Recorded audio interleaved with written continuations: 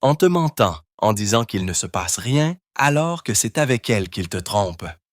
La trahison est vraiment une chose dévastatrice.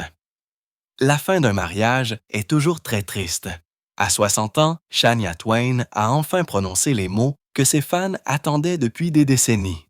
Pendant des années, des murmures l'ont suivi partout. Les gens parlaient des sombres secrets de son enfance. Ils s'interrogeaient sur ses mystérieux problèmes de santé. Ils colportaient des rumeurs sur la trahison choquante de son mari. Mais Shania Sebas est restée silencieuse. Elle a souri pour les caméras et a continué à chanter. Maintenant, tout a changé. Dans une récente interview, elle a confirmé ce que tout le monde soupçonnait, mais que personne n'osait demander. La vérité sur son passé est plus troublante que quiconque ne l'imaginait. Shania Twain est née le 28 août 1965 à Windsor, en Ontario. Son nom de naissance était Ellen Regina Edwards. Quand elle avait seulement 2 ans, ses parents se sont séparés. Sa mère, Sharon, l'a élevée avec ses sœurs seules jusqu'à ce qu'elle épouse Jerry Twain, un homme Ojibwa qui a adopté les filles et a donné à Shania son nom de famille. Ils ont tous déménagé dans une petite ville minière appelée Timmins. La vie y était dure. La maison était petite, froide et souvent sans électricité. Parfois, ils n'avaient même pas assez de nourriture à manger. Shania a dit plus tard que la famille déménageait souvent, parfois 3 fois dans une année, juste pour échapper aux factures impayées. En 1968, quand Shania avait seulement 3 ans, elle chantait déjà des chansons à la maison. Sa mère a remarqué sa voix et l'a poussée à participer à de petits concours de talent. Même s'ils étaient assez pauvres, Sharon la conduisait sur des centaines de kilomètres juste pour qu'elle puisse chanter. À l'âge de 4 ans, Shania pouvait jouer des chansons simples sur une guitare jouet. Les hivers étaient glaciaux, parfois descendant jusqu'à moins 30 degrés. Ils survivaient grâce à l'orignal chassé, aux poissons pêchés et aux repas à base de pain et de moutarde. En 1970, alors qu'elle avait 5 ans, elle a remporté son premier prix de concours de talent, un ruban et 5 $. Cette même année, les problèmes d'argent de la famille ont empiré. Jerry, son beau-père, avait un tempérament terrible.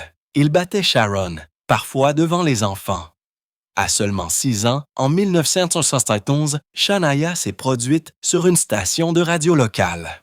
Pendant que les autres enfants jouaient dehors, elle chantait dans des bars la nuit, essayant d'aider sa famille à gagner de l'argent. Parfois, elle restait éveillée toute la nuit à s'entraîner et le matin, elle coupait du bois pour garder la maison au chaud. En 1973, alors qu'elle avait 8 ans, elle chantait dans des bars après minuit. C'était dangereux. Certains hommes dans le public étaient ivres et essayaient même de la toucher. Un homme l'a même attrapée une fois. Elle a commencé à porter des soutiens-gorge serrés pour cacher son corps en pleine croissance. Même si c'était effrayant, elle a continué à se produire. Elle gagnait 20 $ pour chaque spectacle, ce qui aidait à payer la nourriture et les factures. En 1975, elle avait fait plus d'une centaine de spectacles dans des bars. Cette année-là, elle avait seulement 10 ans et elle a commencé à écrire des chansons.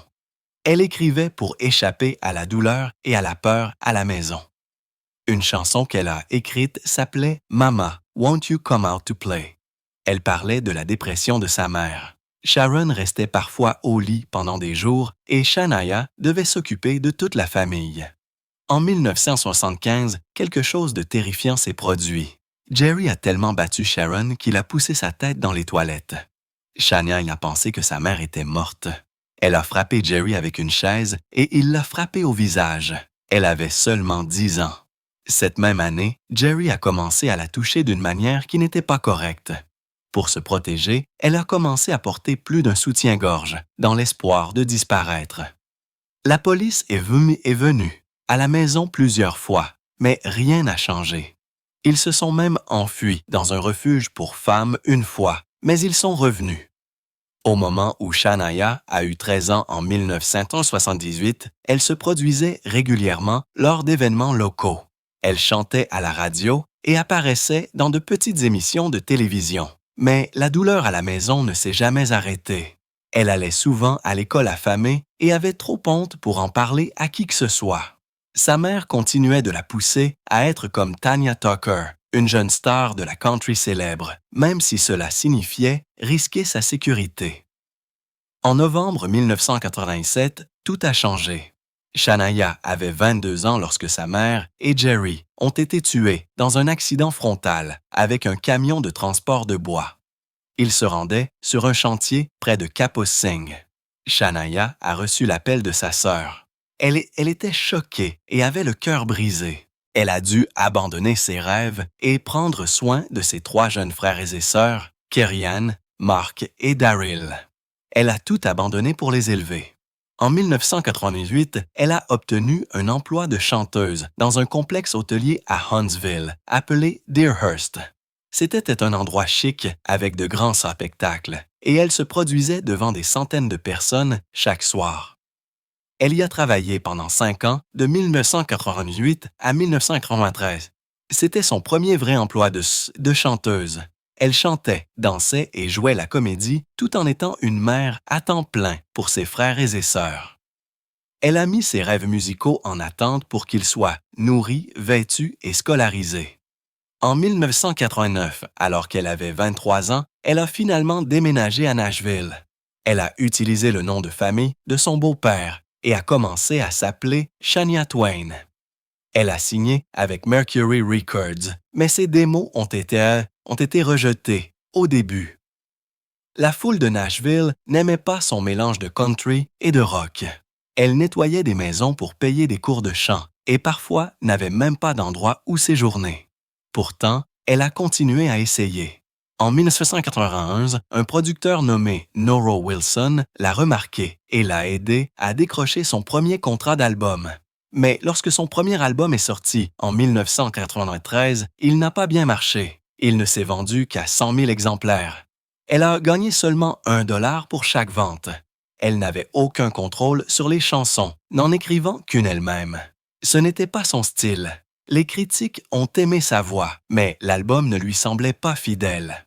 Cette même année, en 1993, tout a encore changé. Un producteur de rock célèbre nommé Robert John Mutt Lange a entendu sa musique et l'a appelé. Il avait travaillé avec Def Leppard et AC/DC. Il croyait en sa voix. Ils ont commencé à travailler ensemble et sont rapidement tombés amoureux. Ils se sont mariés en décembre de cette année-là, seulement 6 mois après leur rencontre. Ensemble, ils ont créé son album révolutionnaire. Shania Twain avait 28 ans lorsqu'elle a sorti un album qui a complètement changé sa vie. Le 7 février 1995, The Woman in Me est sorti et a choqué le monde de la musique country. Cela ne ressemblait à rien de ce à quoi Nashville était habitué. Il avait une ambiance pop et les fans traditionnels n'étaient pas prêts, mais cela a fonctionné. L'album s'est vendu à plus de 12 millions d'exemplaires aux États-Unis et a été certifié diamant en 1997. Des chansons comme Whose Bed Have Your Boots Been Under ont grimpé dans les charts country et Any Man of Mine est devenu son premier grand succès sur les charts pop aussi. Ce que personne ne savait, c'est que pendant qu'elle enregistrait toutes ses chansons, Shania montrait déjà des signes de la maladie de Lyme. Sa voix s'affaiblissait. Elle ne savait pas ce qui se passait, mais elle a continué. Les paroles qu'elle a écrites parlaient piste de force et d'indépendance. Elle ne chantait pas seulement des chansons country. Elle construisait quelque chose qui s'opposait aux vieilles règles de Nashville. En 1996, l'album s'était vendu à 20 millions d'exemplaires dans le monde, changeant à jamais le son de la country. À seulement 29 ans, tout en travaillant sur ce même album en 1994 et 1995, Shania ne se contentait pas de chanter. Elle se battait aussi en coulisses. La plupart des gens ne pensaient pas qu'une femme devrait aider à produire un album, surtout pas dans la musique country, mais elle s'est battue pour avoir son mot à dire. Elle avait vécu la pauvreté et les abus en grandissant, et elle n'était pas prête à laisser quiconque la faire taire à nouveau.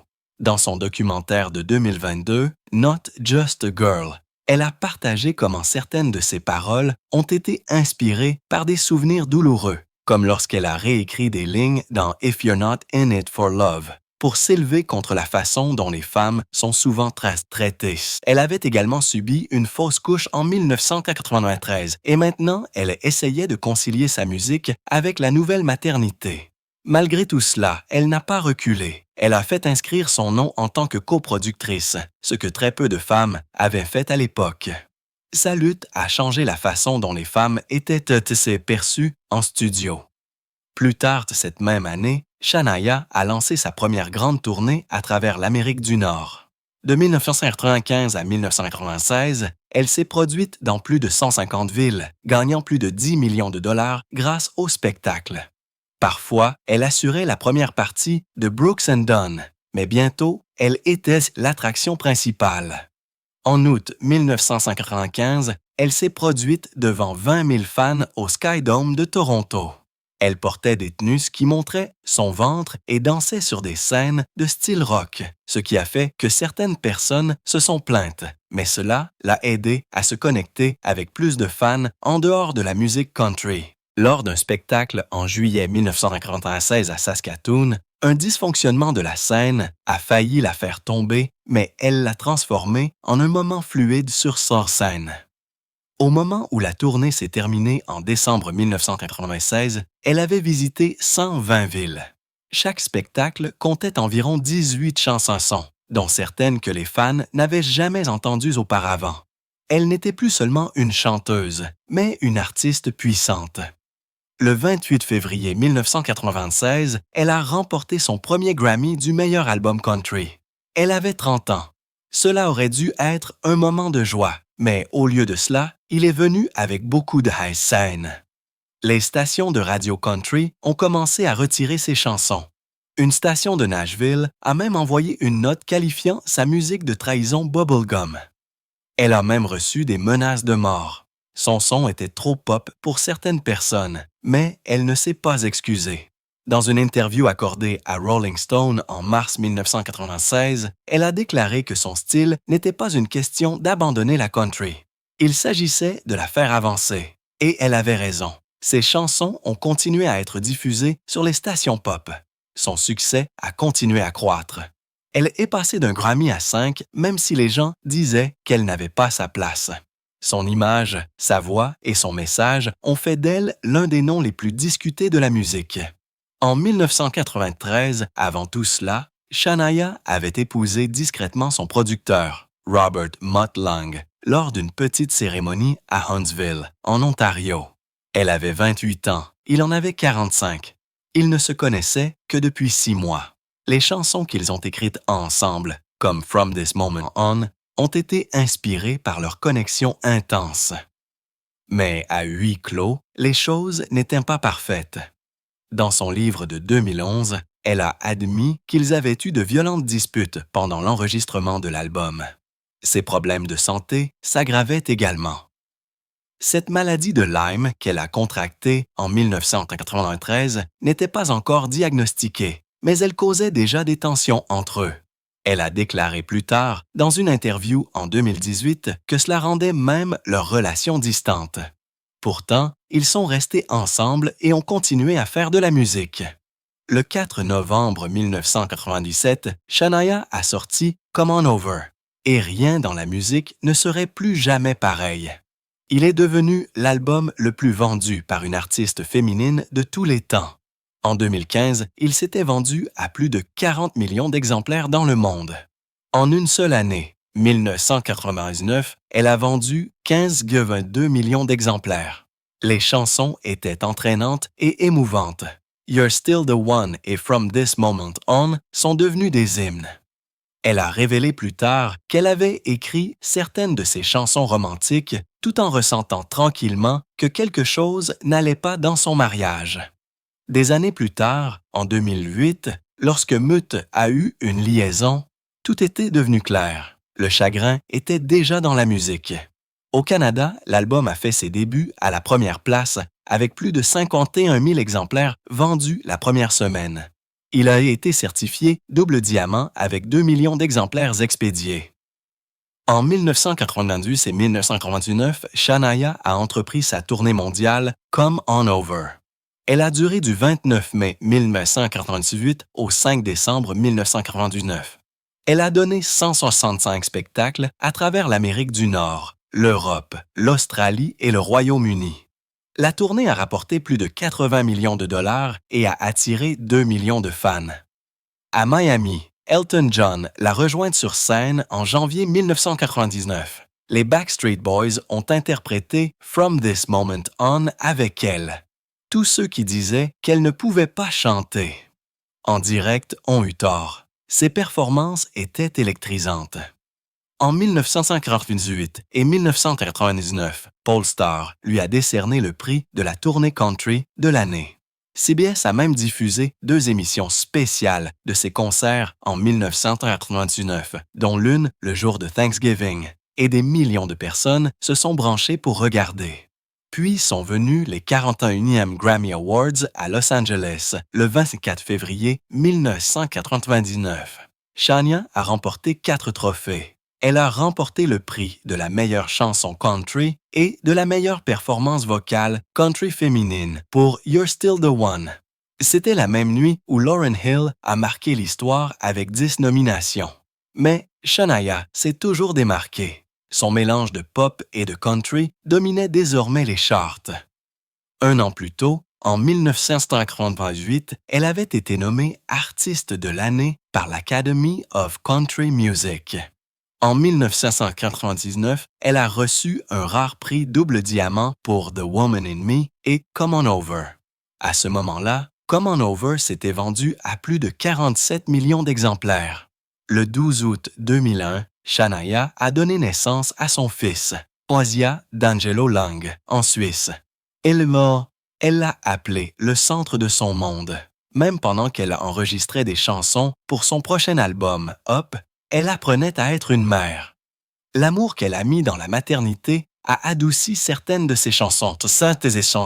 En 2002, elle a dit que IA était la raison pour laquelle elle restait les pieds sur terre. Elle ne voulait pas que la célébrité affecte sa façon de grandir. Elle faisait des gâteaux d'anniversaire, nourrissait les chiens et gardait les choses simples malgré toute la richesse qui l'entourait.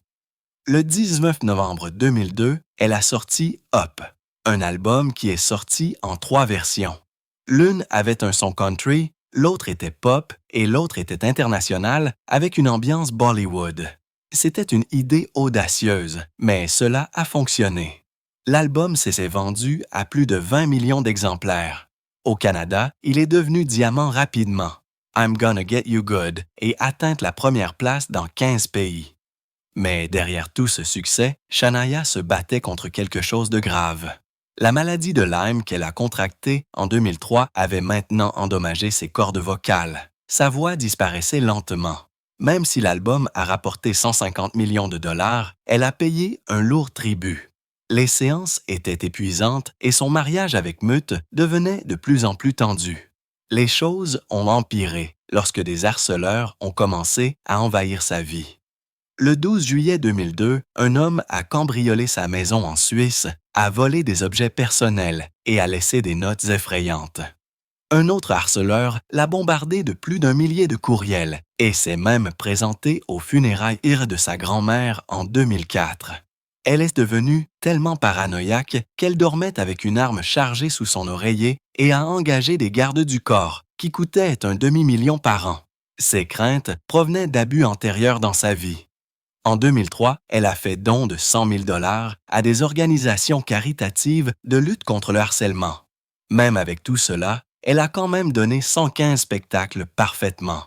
Sa tournée Up a commencé le 25 septembre 2003 à Hamilton, en Ontario, et s'est poursuivie jusqu'en mars 2004. Elle a rapporté 100 millions de dollars et les spectacles se sont vendus en quelques minutes. Le Madison Square Garden a vendu 20 000 billets instantanément. Il y avait des feux d'artifice, 20 changements de tenue et même des cascades. Mais sa voix s'estompait. Le 15 novembre 2003, lors d'un spectacle à Chicago, elle s'est brisée. Elle a reçu des injections de cortisone juste pour terminer la tournée. À Munich, le 4 mars 2004, elle s'est blessée à la cheville lors d'un accident de scène. Elle a dû annuler certains spectacles, mais elle a quand même fait don d'1 million de dollars aux hôpitaux pour enfants grâce à l'argent de la tournée. Le 4 avril 2004, Shania a animé les prix Juno à Edmonton. Elle a parlé ouvertement de son enfance violente et de son SSPT. Plus de 2 millions de personnes ont regardé. Son discours a permis de recueillir des fonds pour l'éducation musicale et a également changé la façon dont les femmes étaient perçues dans l'industrie. Elle portait une robe de 50 000 dollars, recouverte de symboles de force. En coulisses, son mariage s'effondrait. En 2002, elle s'était déjà battue avec acharnement pour garder le contrôle créatif d'Up, menaçant de démissionner. Les fissures se faisaient voir. En septembre 2004, elle a enregistré Party for Two avec Billy Currington. C'était enjoué et amusant, et ça a atteint la 2e place des charts country, mais les paroles ont fait sourciller, surtout dans les États religieux. Certaines stations ont refusé de le diffuser. Pourtant, il s'est vendu à plus d'1 million d'exemplaires et a obtenu une nomination au Grammy. Shania a chuchoté certaines des paroles en studio parce que sa voix était si endommagée, mais personne ne pouvait le dire. La vidéo a été filmée à Londres avec 500 figurants et mettait même en vedette Elton John. Cette chanson a propulsé la carrière de Billy Currington et a influencé de nouveaux groupes comme Florida Georgia Line. Elle a rapporté 5 millions de dollars en 2005. Shania Twain avait 42 ans lorsque son monde entier s'est effondré en mai 2008. Après avoir été mariée pendant 15 ans à son mari producteur de musique, Robert Mutt Lange, elle a découvert qu'il avait secrètement une liaison. La femme n'était pas n'importe qui, c'était sa meilleure amie et assistante personnelle, Marie-Anne Thibault. La trahison ne provenait pas d'une rumeur. C'est le propre mari de Marie-Anne, Frédéric Thibault, qui a découvert la liaison et a tout raconté à Shania. Ce même mois, elle et Lange se sont séparés. Leur divorce a été prononcé le 9 juin 2010. Ce qui a rendu la situation encore pire, c'est que Lange est resté avec Marie-Anne. Mais dans une étrange tournure, Shania et Frédéric, tous deux brisés par la même trahison, sont tombés amoureux. Ils se sont mariés le 1er janvier 2011. La douleur a presque brisé Shania. Elle a dit qu'elle avait l'impression de perdre ses parents une fois de plus. Les mêmes parents qu'elle avait perdus dans un accident de voiture en 1987 alors qu'elle n'avait que 22 ans. Ce n'était pas seulement un chagrin d'amour, c'était un effondrement émotionnel complet. Elle est tombée dans une profonde dépression. Elle avait 43 ans lorsqu'elle a tenté de mettre fin à ses jours en Suisse. Elle se tenait sur un balcon prête à sauter, mais la pensée de son fils de 7 ans, Assia, l'a arrêtée. Elle a dit plus tard que le chagrin était tout aussi mauvais que celui dont elle ne s'était jamais remise, la perte de ses parents. De 2008 à 2010, elle s'est enfermée en Suisse. Pendant ce temps, elle ne savait même pas qu'elle souffrait également de la maladie de Lyme, qu'elle avait contractée en 2003 à cause d'une tique lors d'une promenade à cheval. La maladie a endommagé ses cordes vocales et a causé des vertiges et des pertes de connaissance. Alors que tout cela la frappait en même temps, les souvenirs d'abus de son enfance sont revenus en force. Elle a commencé une thérapie, essayant de gérer tout ce qui avait été enfoui. Et d'une manière ou d'une autre, elle a pardonné à Lange. Elle n'a pas oublié, mais elle a pardonné. Elle a dit que son erreur était quelque chose avec laquelle il devrait vivre, pas elle. Entre 2005 et 2010, même avant l'affaire, Shania s'était retirée de la musique après la sortie de son album Up en 2002. Elle a passé ces années à se concentrer sur l'éducation de Hay, qui est née le 12 août 2001. Mais une fois que l'affaire s'est produite en 2008, tout était devenu plus lourd. Elle a déménagé en Suisse, espérant disparaître des projecteurs. Sa santé se détériorait également discrètement. Elle avait la maladie de Lyme depuis 2003 et les symptômes étaient terrifiants. Elle perdait connaissance pendant quelques millisecondes toutes les 30 secondes. Sa voix se coupait. Elle a commencé à croire qu'elle ne chanterait plus jamais. Dans cette période de douleur, elle et Frédéric ont lentement trouvé du réconfort l'un dans l'autre. Cette étrange connexion a conduit à leur mariage à Porto Rico le jour du Nouvel An 2011. Cette même année, elle est apparue dans une série télévisée intitulée Why Not with Shania Twain, où elle a montré au monde son parcours de guérison. En mai 2011, Shania a publié son autobiographie From This Moment On. Elle avait 45 ans. Le livre s'est vendu à plus de 100 000 exemplaires la première semaine et est devenu un best-seller du New York Times. Dans ce livre, elle ne s'est pas retenue. Elle a parlé de son enfance dans la pauvreté, d'avoir été agressée sexuellement par son beau-père à partir de l'âge de 10 ans et de la perte de ses parents en 1987. Elle s'est également ouverte sur la douleur de la trahison de 2008. Elle a dit que ce n'était pas seulement une rupture, c'était comme de la violence.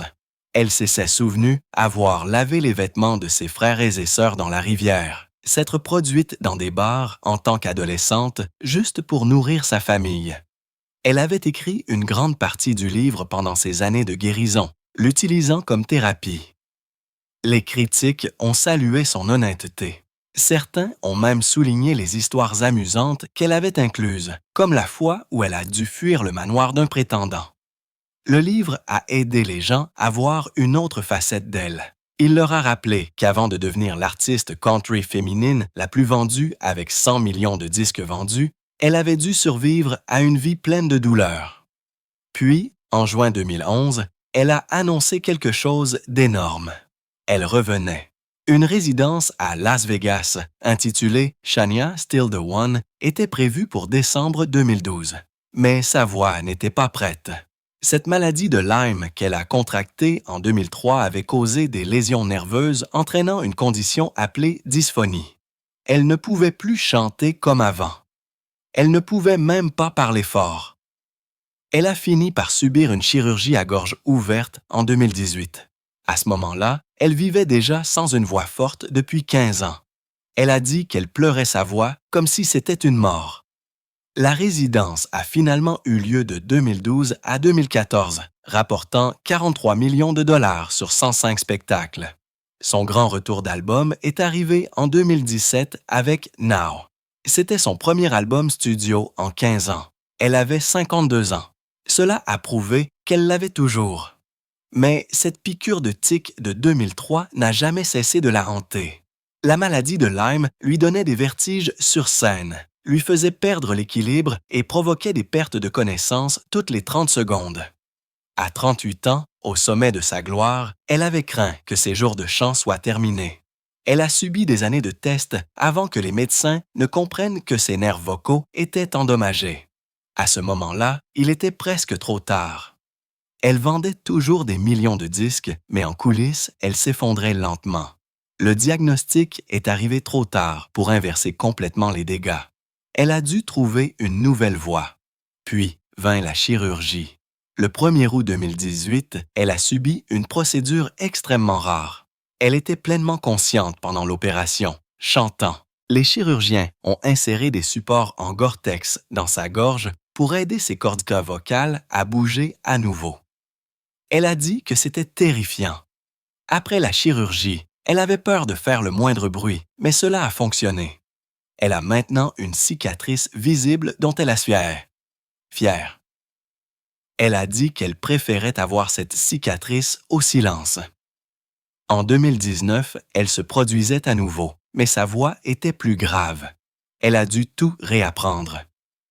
Mémoire musculaire, contrôle vocal, équilibre. Pendant 2 années complètes, de 2018 à 2020, elle a suivi une thérapie vocale intense.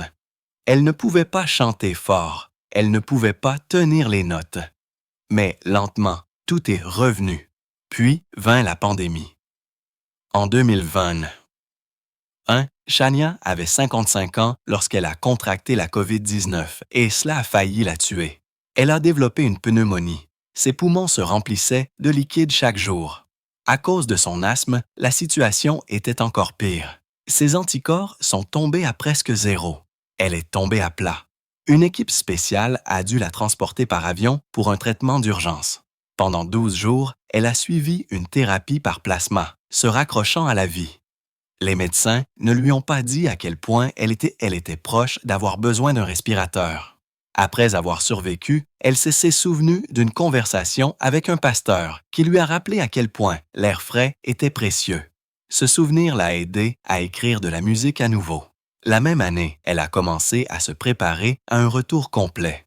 Ce retour a commencé avec son album Now en 2017. Il lui avait fallu 15 ans pour revenir en studio. Elle avait 52 ans. Il a fait ses débuts à la première place du Billboard 200 et s'est vendu à 137 000 exemplaires la première semaine. Les chansons parlaient de la vie après le chagrin d'amour, en particulier de son divorce de 2008. Ses cordes vocales étaient toujours en train de guérir et la douleur était encore vive, mais elle a tout déversé dans cet album. La couverture avec elle, en imprimé léopard, était un rappel de son passé, mais aussi un nouveau départ. En 2018, lors de sa tournée pour cet album, elle a subi de terribles crises de panique. Elle avait 53 ans et essayait toujours de s'adapter à sa nouvelle voix. Elle a dit que c'était comme passer un examen tous les jours. Les nerfs étaient accablants. Elle devait contrôler sa nourriture, son horaire, tout. Même les fans qui chantaient avec elle pouvaient assez la déstabiliser et lui faire oublier les paroles. Elle l'a admis lors d'un épisode de Live with Kelly and Ryan le 7 décembre 2018. Pour y faire face, elle a même utilisé l'hypnose. Pourtant, elle a réussi à donner 49 spectacles de mai à décembre de cette année-là et a gagné plus de 20 millions de dollars. Lors d'un moment émouvant pendant le spectacle à Nashville, elle s'est effondrée en parlant de son divorce, mais elle a continué. Puis, en 2023, Shania a sorti son album le plus audacieux à ce jour. Queen of Me est censé sortir le 3 février. Elle avait 57 ans. Cette fois, les chansons parlaient du vieillissement, de la ménopause et de l'amour de soi. Il y avait 12 titres, dont Waking Up, Dreaming et Giddy Up. Aux États-Unis, il s'est vendu à 38 000 exemplaires la première semaine. Au Royaume-Uni, il a fait ses débuts à la première place. Elle a même posé seins nus pour l'art de son single, disant que cela la faisait se sentir libre après des années de honte corporelle. Cette honte a commencé dans son enfance lorsqu'elle a été abusée par son beau-père et a grandi dans la pauvreté. Elle a dit que le fait de cacher son corps pendant tant d'années l'avait fait se sentir invisible. Maintenant, elle voulait se sentir vue. La tournée qui a suivi a été massive. Du 28 avril 2023 au 14 novembre 2024, elle a donné 75 spectacles à travers l'Amérique du Nord et l'Europe. Elle avait entre 57 et 59 ans pendant la tournée. Pourtant, l'énergie ne s'est jamais estompée. Elle a même surpris tout le monde en apparaissant à Coachella en avril 2022 avec Harry Styles avant le début de la tournée. Les billets se sont vendus à guichettes fermées dans des endroits comme Vancouver et Toronto, où elle a donné des spectacles doubles et a gagné des millions. L'ensemble de la tournée a rapporté plus de 114 millions de dollars et a prouvé qu'elle pouvait encore surpasser des artistes 2 fois moins âgés qu'elle. Même si le trac était toujours présent, elle a ajouté des cascades aériennes, des changements de costumes et des moments de pure joie. En 2025, dans de nouvelles interviews, elle a révélé pourquoi elle avait posé nue pour la pochette de son album en 2023. Elle avait 59 ans et n'avait plus peur de son corps. Elle a dit que c'était sa façon de surmonter les traumatismes de son passé. Elle ne se cachait plus. Elle voulait montrer aux autres femmes que même après 50 ans, même après les abus, la maladie, le chagrin d'amour et la quasi-mort, vous pouvez toujours vous tenir debout. Elle a parlé de ses performances dans des bars à l'âge de 8 ans, juste pour aider sa famille à survivre. Et maintenant, après tout ce qu'elle était devenue, elle était un symbole de force, montrant aux gens que la survie pouvait se transformer en quelque chose de beau